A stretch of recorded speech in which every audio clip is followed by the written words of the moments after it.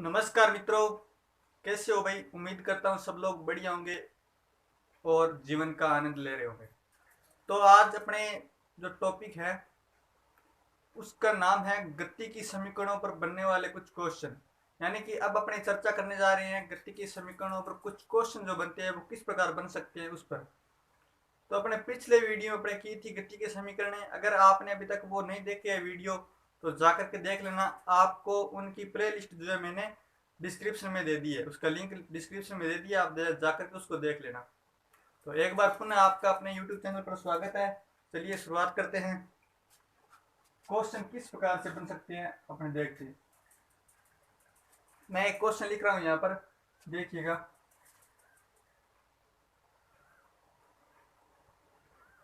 कोई वस्तु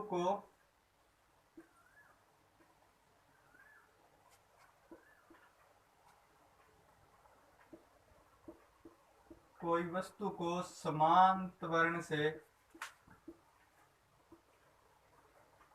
20 मीटर प्रति सेकंड के वेग से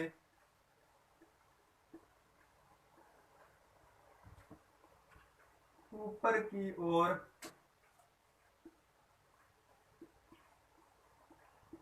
फेंका जाता है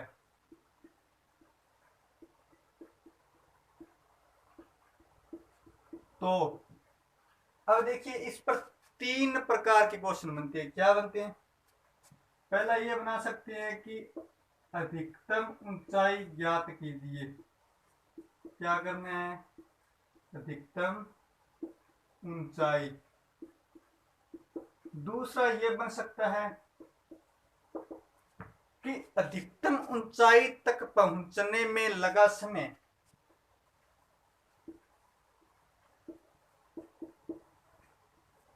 अधिकतम ऊंचाई तक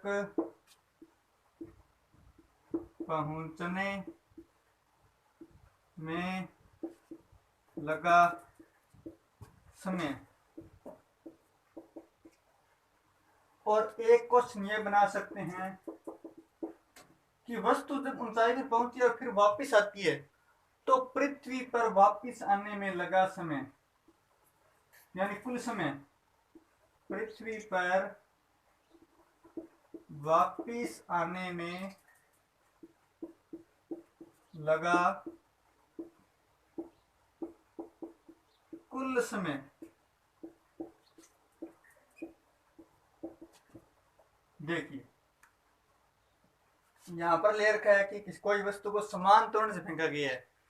अब समान त्वरण से फेंका जाता है तो हम गति की समीकरणें लगा सकते हैं। याद रखना, गति की समीकरणें वहीं लगेगी जहां पर समान त्वरण से कोई वस्तु गति कर रही हो। तो यहाँ पर अपने क्या दे रखा है? 20 मीटर प्रति सेकंड के वेग से फेंका जाता है। इसका मतलब प्रारंभिक वेग उसका कितना है? प्रारंभिक वेग जो है 20 मीटर प्रति सेकंड।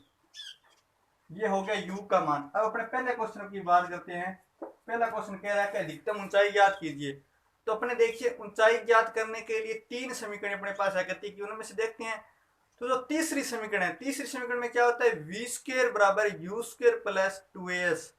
तो उसमें वी स्क्वायर यानी वी का मान अंतिम वेग, जब वस्तु ऊंचाई पर पहुंचेगी तो ऊंचाई पर पहुंचने पर वहां पर कुछ क्षण के लिए रुकेगी। यानी भले ही वो टाइम न्यूनतम हो, बिल्कुल शून्य के करीब हो, लेकिन कुछ क्षण ऐसा होगा जो रुकेगी उस टाइम में, तो वो अंतिम वेग उसका 0 हो जाएगा, फिर वापस प्रारंभ करेगी गति।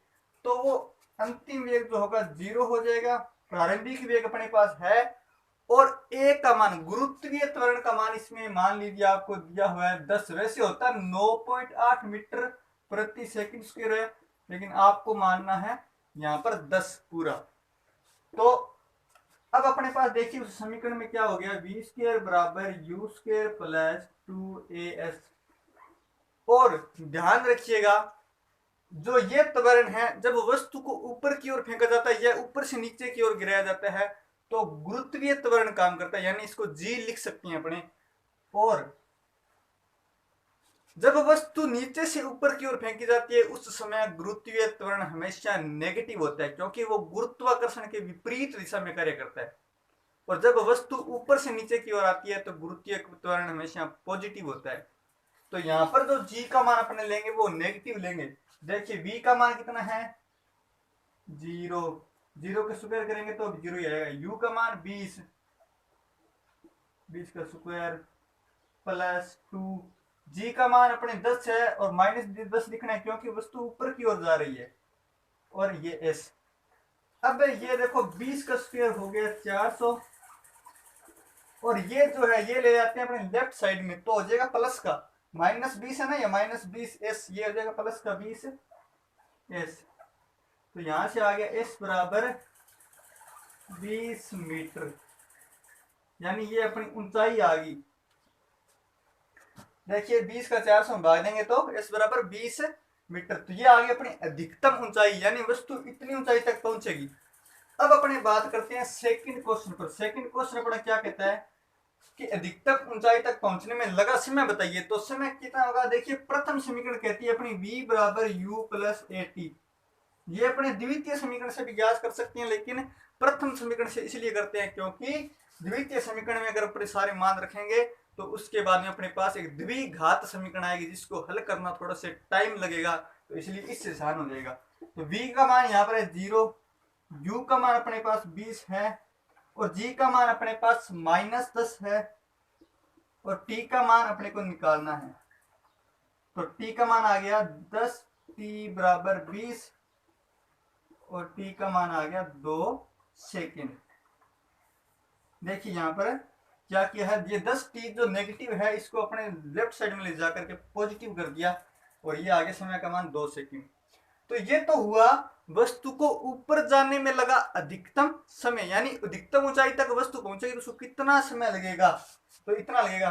अब ध्यान रखिएगा वस्तु ऊपर जाने में जितना समय लगाएगी उतना ही समय नीचे आने में लगाएगी। तो यहाँ पर देखिएगा कुल समय जो हो गया, यानी तीसरा क्वेश्चन है अपना, कुल समय कितना हो जाएगा, कुल समय हो जाएगा 2 + 2 बराबर 4 सेकंड जो है अपना कुल समय हो गया। ये तो हुआ पहला क्वेश्चन। अब अपने बात करते हैं क्वेश्चन और पर। अब आप इसका स्क्रीनशॉट लेना चाहे तो ले सकते हैं।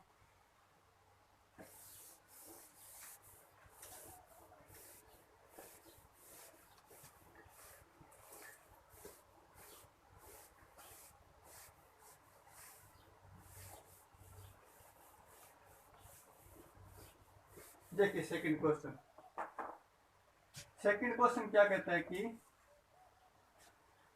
किसी वस्तु को, अगर कोई वस्तु समान त्वरण से गति कर रही है तो उसके पहले, दूसरे, तीसरे, चौथे सेकंडों में तय किए गए विस्थापनों का अनुपात कितना होगा।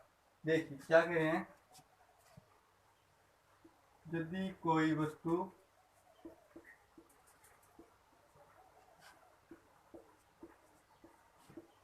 समान त्वरण से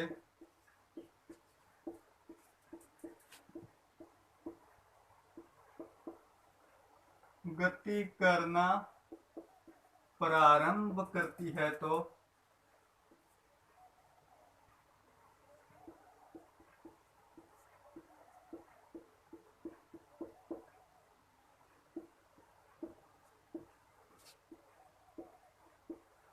उसके प्रथम, द्वितीय, तृतीय व चतुर्थ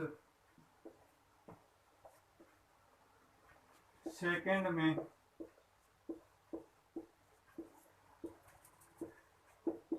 तय किए गए विस्थापनों का अनुपात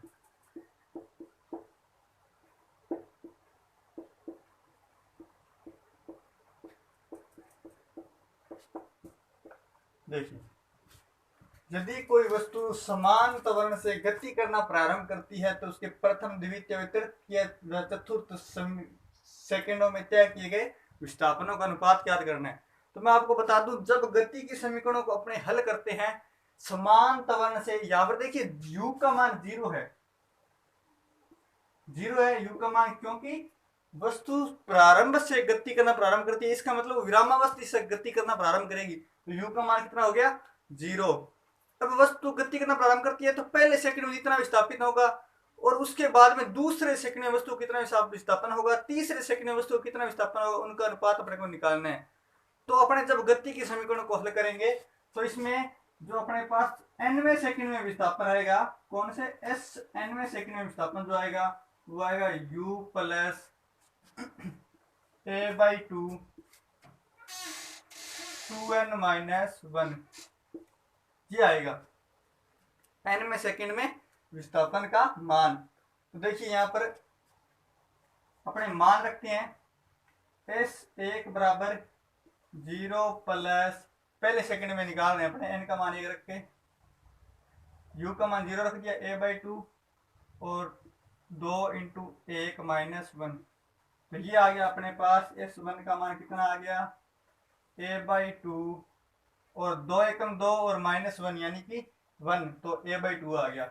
अब निकालते हैं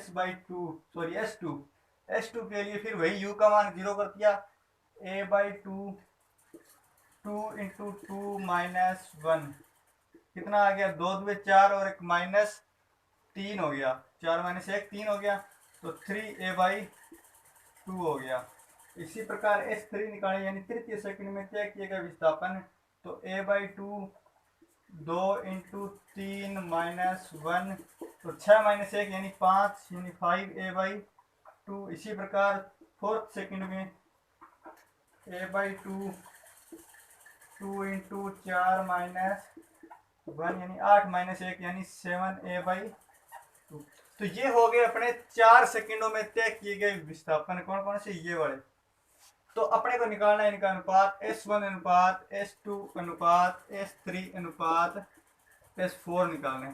तो देखिए s1 का मान कितना है a/2, s2 का मान है 3a/2, s3 का मान है 5a/2, s4 का है 7a/2। यहां से देखिए a/2 सब में कैंसिल हो रहा है, बचा क्या, यहाँ पर 1 बचा, यहाँ पर 3 बचा, यहाँ पर 5 बचा और यहाँ पर 7। तो अनुपात कितना आ गया 1 अनुपात 3 अनुपात 5 अनुपात 7। तो ये आ गया इसका आंसर। तो आज के लिए इतना ही, आगे करेंगे, बाकी करेंगे नेक्स्ट क्लास के अंदर। तो अगर आप पहली बार जुड़ रहे हैं तो आप इस चैनल को सब्सक्राइब कर लीजिए, लाइक कर दीजिए वीडियो को, और वीडियो कर दीजिए शेयर, और इसी प्रकार बने रहिए। आपको यहाँ पर आने वाले हर कंपटीशन एग्जाम के लिए कंप्लीट साइंस का कोर्स करवाया जाएगा। थैंक यू, धन्यवाद।